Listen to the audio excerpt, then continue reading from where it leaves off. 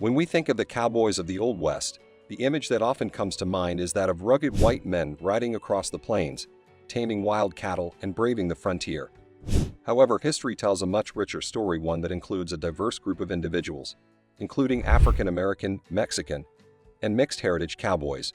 Roughly 1 in 4 cowboys during the post-Civil War cattle boom were men of non-white descent, many of whom played pivotal roles in the great cattle drives from Texas to Kansas. Among them was Ben Hodges, a man whose life straddled the line between legend and infamy in the cattle towns of Kansas. His name may not be as famous as Billy the Kid or Jesse James, but his exploits in Dodge City cemented his place as one of the most colorful figures in frontier history. Unlike many outlaws who relied on sheer violence, Hodges was a master of deception, wit, and trickery, carving out his own unique place in Western folklore. A mysterious arrival in Dodge City.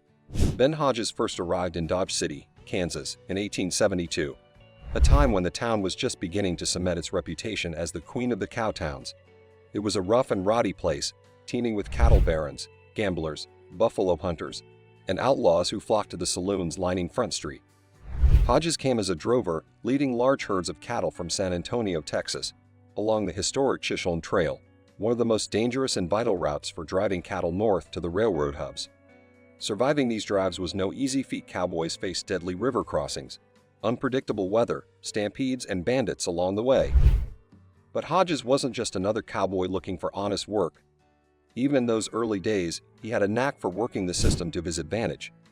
Unlike some of his contemporaries, he wasn't interested in breaking his back on cattle drives forever. Instead, he had loftier ambitions, ones that involved wealth, power, and a generous dose of deception. His charisma and intelligence made him stand out, earning him the respect, and sometimes the suspicion, of his peers.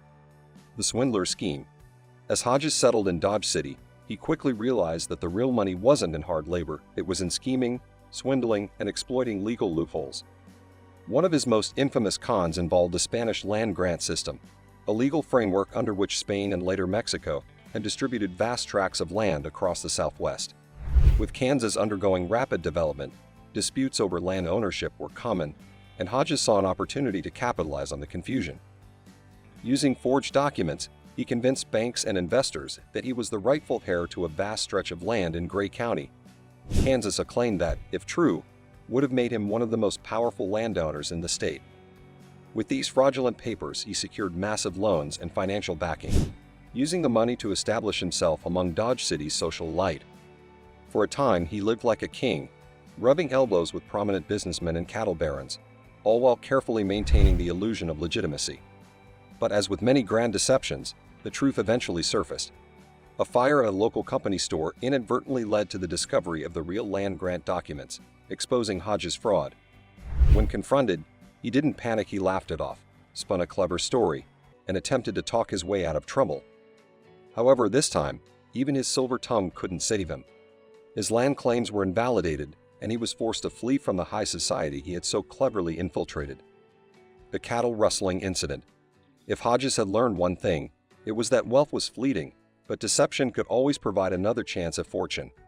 After losing his land scheme, he turned to a different kind of fraud: cattle rustling. During a particularly violent storm on the plains, a large herd of cattle and horses was scattered across the countryside. The owner, desperate to recover his lost livestock, issued reward receipts to anyone who could round up the strays and return them to the ranch. This was the perfect opportunity for Hodges. Instead of rustling cattle in the traditional sense, he took a more sophisticated approach. He forged multiple reward receipts and presented them in Kansas City, attempting to redeem them for cash.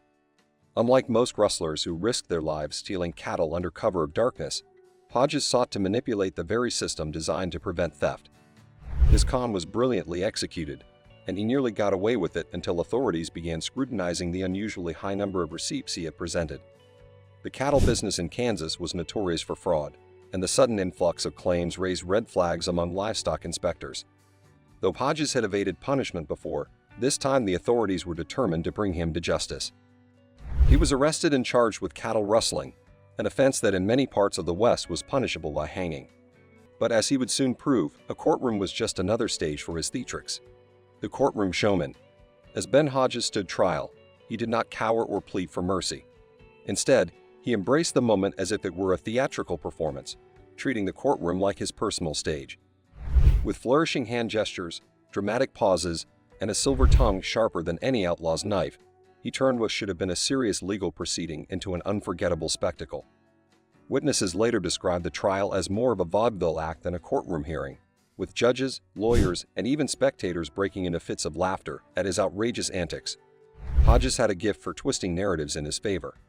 When confronted with evidence of his cattle rustling, he boldly argued that the cattle had simply wandered home on their own, claiming that he was merely a concerned citizen helping lost livestock return to their rightful owners.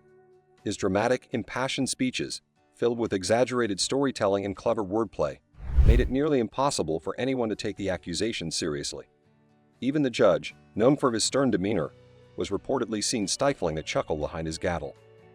In the end, whether it was his charm, the jury's amusement, or sheer luck, Hodges managed to secure a not guilty verdict, walking out of the courtroom with his reputation as a lovable rogue firmly intact. It was one of the rare times in the Wild West when a criminal escaped justice not through bullets or bribery, but through sheer charisma and wit. His ability to turn a serious felony into a comedy show only added to his growing legend, ensuring that his name would be whispered in Dodge City saloons for years to come. A legacy of infamy and charm. Though many outlaws met grim fates often at the end of a noose or a gunslinger's revolver, Ben Hodges played the game differently. He was neither a feared gunslinger nor a bloodthirsty bandit. Instead, he outwitted, outcharmed, and outmaneuvered those who stood in his way.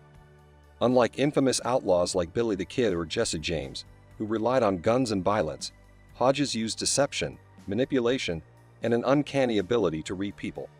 His intelligence allowed him to blend into high society one moment and fool an entire courtroom the next, securing his place as one of the Old West's most fascinating figures. His tombstone, which reads Ben Hodges, self-styled desperado, a colorful pioneer, is a perfect testament to his dual nature. He was a criminal who never quite crossed into villainy, a conman who never fully lost public affection.